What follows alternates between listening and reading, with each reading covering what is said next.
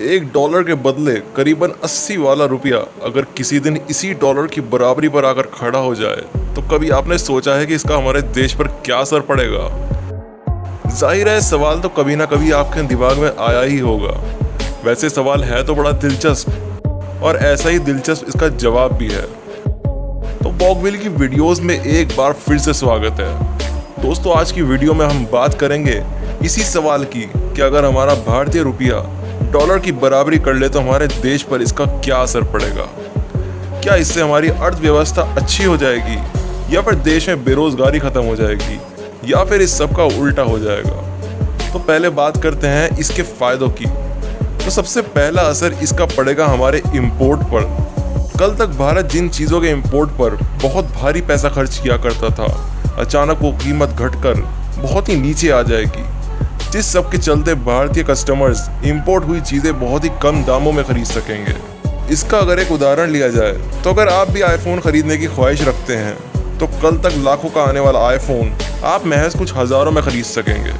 इसके अलावा भारत जो तेल बाहर से इंपोर्ट करता है वो भी भारत को बहुत सस्ता पड़ेगा, जिसके चलते भारत में ट्रांसपोर्ट की कीमत बहुत ही कम हो जाएगी और जो लोग बहुत ज़्यादा घूमने का शौक़ रखते हैं वो अपने शौक़ बहुत ही कम कीमत में पूरे कर सकेंगे।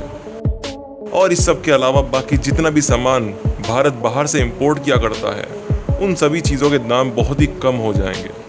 अभी आप लोग सोच रहे होंगे कि जब भारतीय रुपये के मजबूत होने से इतने फ़ायदे हैं तो भला सरकार इसके लिए कोई बड़ा कदम क्यों नहीं उठाती।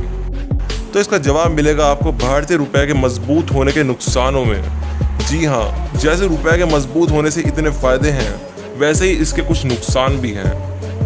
अब जहां रुपए के मजबूत होने से हमारा इंपोर्ट सस्ता हो रहा था, वहीं इसके चलते हमारा एक्सपोर्ट दूसरे देशों को महंगा पड़ना शुरू हो जाएगा, जिससे कि दूसरे देश हमारा सामान महंगा होने के कारण खरीदना बंद कर देंगे, जिससे कि देश और उसके व्यापारियों को बहुत बड़ा नुकसान झेलना पड़ेगा।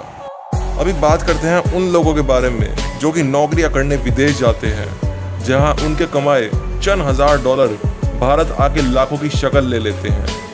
लेकिन अगर भारतीय रुपया डॉलर की बराबरी कर ले तो वहाँ के कमाए हुए हज़ार यहाँ पर आकर उतने ही रहेंगे और इस सब के बाद भारत का कोई भी शख्स बाहर जाकर नौकरियाँ करना पसंद नहीं करेगा और इन सभी चीज़ों के कारण भारत को बहुत भारी नुकसानों का सामना करना पड़ेगा।